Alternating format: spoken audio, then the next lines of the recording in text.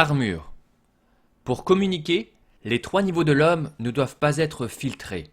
Or, pour vivre l'obscurité et découvrir qui on a joué à la partitionner. Retrouver qui on est, c'est les laisser librement communiquer, faire fondre les armures. De manière générale, il faut laisser le divin faire fondre l'armure intérieure, ce qui libère le feu du désir, véritable, au lieu des compulsions de l'armure émotionnelle. Ensuite, il peut faire fondre l'armure mentale qui protège entre autres de l'extérieur et du monde.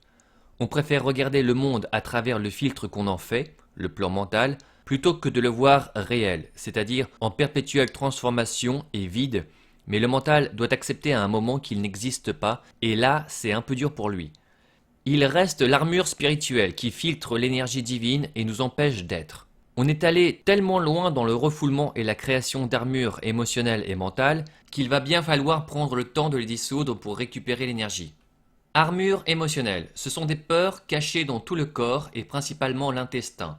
Sa dissolution, même partielle, apporte un soulagement énorme dans toute la chaîne de digestion et libère le ventre et la goutte rouge. Armure mentale, c'est la rigidité de fonctionnement. Ça crée plein de perturbations dans les muscles, mais aussi dans notre manière de gérer les événements. On perd la spontanéité pour la remplacer par de la rigidité. Ça crée plein de blocages dans les choix et dans la respiration crânienne. Les douleurs de tête en contre-coup de thérapie sont souvent liées à la libération des mauvais choix ou des choix qu'on s'interdit.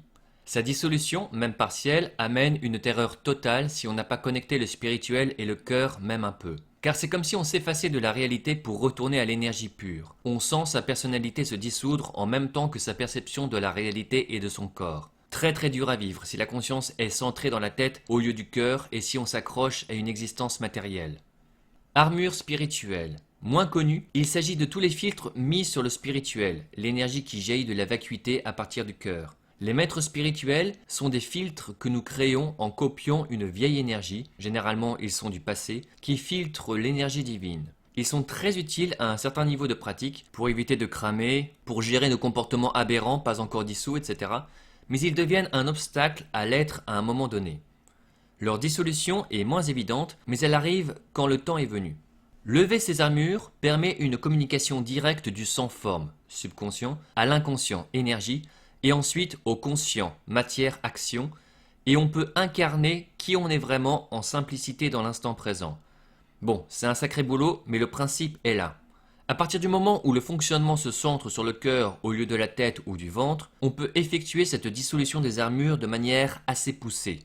En fait, le divin s'en charge. Il ne faut pas avoir peur de voir le monde qu'on contemple se transformer sans arrêt et nos comportements changer tout le temps à un certain niveau de pratique jusqu'à ce qu'on ait trouvé la spontanéité du cœur qui remplace la personnalité de la tête.